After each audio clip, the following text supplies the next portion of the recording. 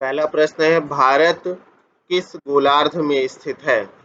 आपके ऑप्शन है उत्तरी गोलार्ध, दक्षिणी गोलार्ध, पश्चिमी गोलार्ध, उपरोक्त में से कोई नहीं। तो आप सभी लोग जानते हैं कि अगर भारत की स्थिति की बात किया जाए तो भारत की जो सिचुएशन है, अगर ये पृथ्वी है तो पृथ्वी के मध्य से जाने वाली जो रेखा है जिसे हम इक्वेटर या 0 डिग्री के नाम से जानते हैं, 0 डिग्री की अगर बात करें तो 0 डिग्री का उत्तर का रीजन उत्तरी गोलार्ध है और 0 डिग्री के दक्षिण का रीजन दक्षिणी गोलार्ध है। यानी अक्षांशीय विस्तार के आधार पर उत्तरी गोलार्ध और दक्षिणी गोलार्ध की बात किया जाता है। तो यहाँ पर अगर बात करेंगे तो आपका जो भारत है वह उत्तरी गोलार्ध में स्थित है। कहाँ पर? नॉर्थ हेमिस्फीयर या उत्तरी गोलार्ध में स्थित है। हालांकि जब आप देशांतरी विस्तार की बात करेंगे तो देशांतरी विस्तार में भी अगर हम बात करें तो पूर्वी और पश्चिमी गोलार्ध होता है, तो उस बेसिस पर देशांतर के आधार पर अगर बात करेंगे तो पूर्वी गोलार्ध में हो जाएगा। ठीक है, ये भी याद रखना है कि अगर देशांतरी विस्तार के आधार पर बात करें तो पूर्वी गोलार्ध में, और अक्षांशीय विस्तार के आधार पर बात करें तो उत्तरी गोलार्ध में भारत की स्थिति मौजूद है। अगले प्रश्न पर आते हैं। आपका अगला प्रश्न है, क्षेत्रफल की दृष्टि से भारत का विश्व के देशों में कौन सा स्थान है?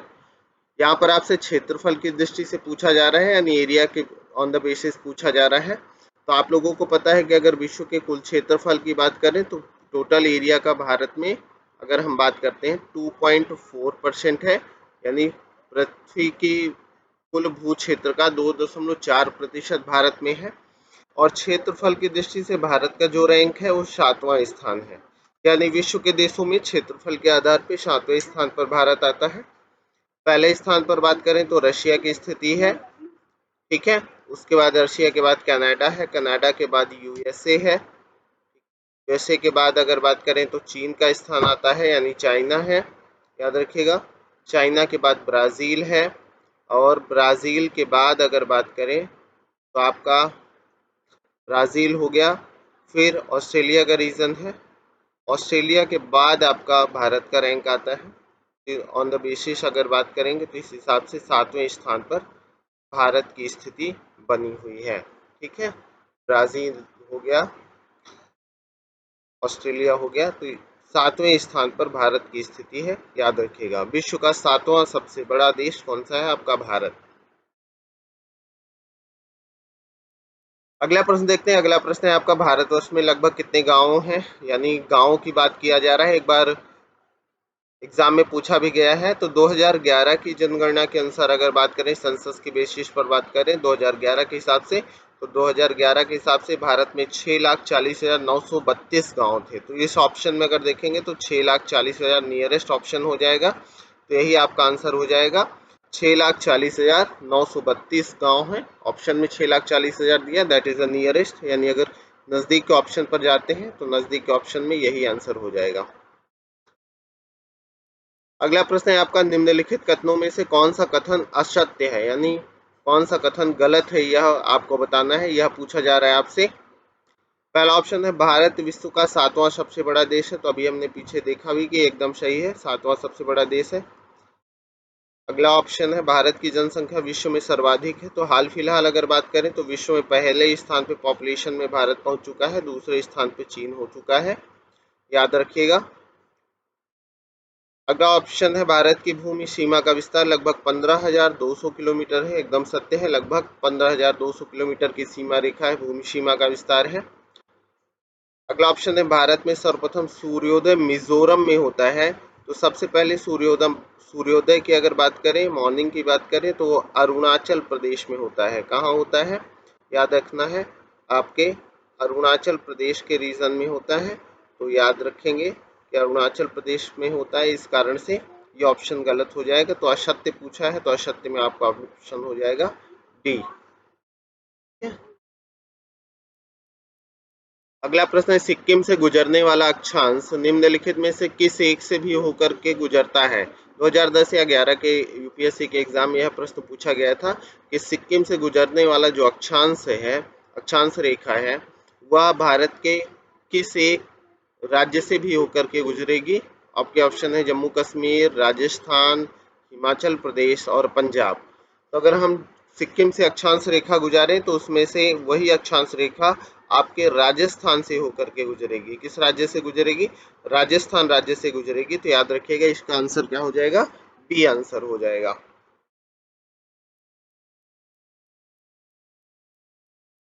अगला प्रश्न है कर्क रेखा किस राज्य से होकर के गुजरती है? तो अगर कैंसर लाइन की बात करें या कर्क रेखा की बात करें तो कर्क रेखा भारत के 8 राज्यों से गुजरती है। कितने राज्यों से गुजरती है? 8 राज्यों से, जिनमें अगर बात करें तो आपका राजस्थान, गुजरात, राजस्थान, उसके बाद मध्य प्रदेश, मध्य प्रदेश के बाद अगर बात करें तो छत्तीसगढ़ का रीजन आ जाएगा, छत्तीसगढ़ के बाद झारखंड, फिर वेस्ट बंगाल, और वेस्ट बंगाल के बाद आपका त्रिपुरा और मिजोरम का रीजन। तो यहाँ पर अगर बात करें तो झारखंड आंसर हो जाएगा। क्या हो जाएगा? झारखंड आंसर हो जाएगा, जो 8 राज्यों में समाहित है, याद रखेंगे। अगला प्रश्न, कर्क रेखा गुजरती है, आपके ऑप्शन दिए हैं मध्य प्रदेश, त्रिपुरा, मिजोरम, इन सभी से। तो ऑप्शन हो जाएगा सभी से जाती है। ठीक है, मध्य प्रदेश से भी जाती है, त्रिपुरा से भी जाती है और मिजोरम से भी जाती है। तीनों ऑप्शन हो जाएगा।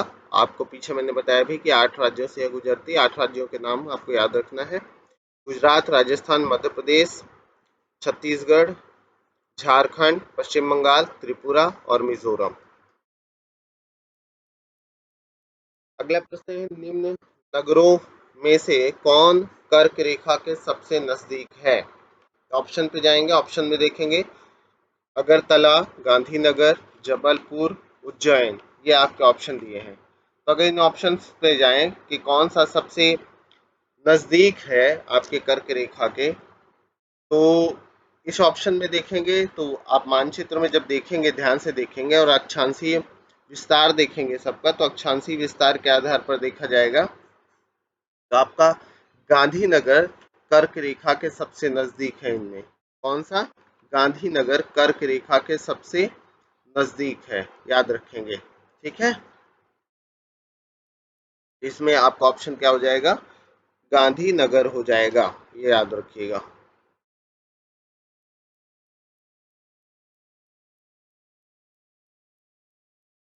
आपका ऑप्शन बी इसमें सही हो जाएगा। क्या सही हो जाएगा? बी सही हो जाएगा, गांधीनगर।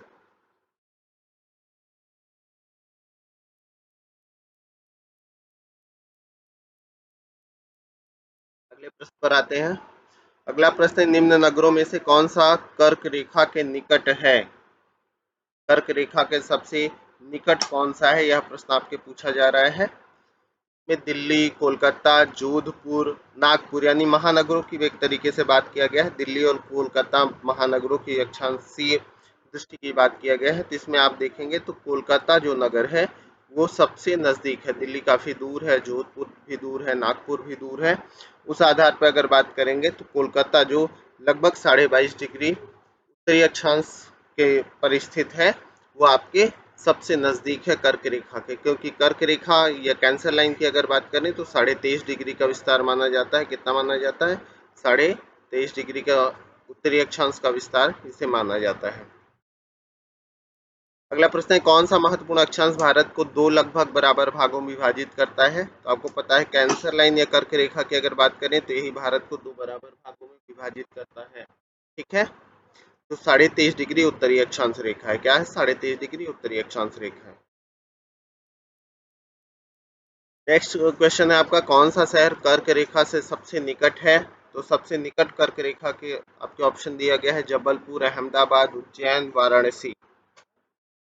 जबलपुर की बात करें, अहमदाबाद की बात करें, उज्जैन और वाराणसी, तो इसमें से अगर बात करेंगे तो जबलपुर सबसे नजदीक है। इन शहरों में जबलपुर सबसे नजदीक है। यूपीपीसी में 2017 में यह प्रश्न पूछा गया था मेंस में, तो याद रखिएगा जबलपुर आपके कर्क रेखा से सबसे नजदीक स्थित है इन शहरों में। जबलपुर की स्थिति 23 डिग्री 11 मिनट उत्तरी अक्षांश की है। अगला प्रश्न है, निम्नलिखित भारत की नदियों में कौन कर्क रेखा को दो बार पार करती है? तो कर्क रेखा को दो पार करने वाली नदियों में ऑप्शन माही, चंबल, नर्मदा कोई नहीं। माही नदी है जो कर्क रेखा को दो बार याद रखना है, माही नदी जो है कर्क रेखा को 2 बार पार करती है। कौन सी नदी? माही नदी। विशेष रूप से ध्यान रखिएगा, कर्क रेखा को 2 बार पार करने वाली भारत की नदी है माही, जिसका संबंध अरब सागर के रीजन से है। याद रखिएगा, खंभात की खाड़ी के पास गिरती है। अगला प्रश्न, निम्नलिखित में से कौन सा शहर भारतीय मानक समय देशांतर के निकट है? अब यहाँ पे ये बात किया जा रहा है कि भारतीय मानक समय देशांतर, ठीक है। तो भारतीय मानक समय देशांतर की अगर बात करें तो 82.5 डिग्री को 82.5 डिग्री देशांतर रेखा को भारत की मानक समय रेखा माना गया है।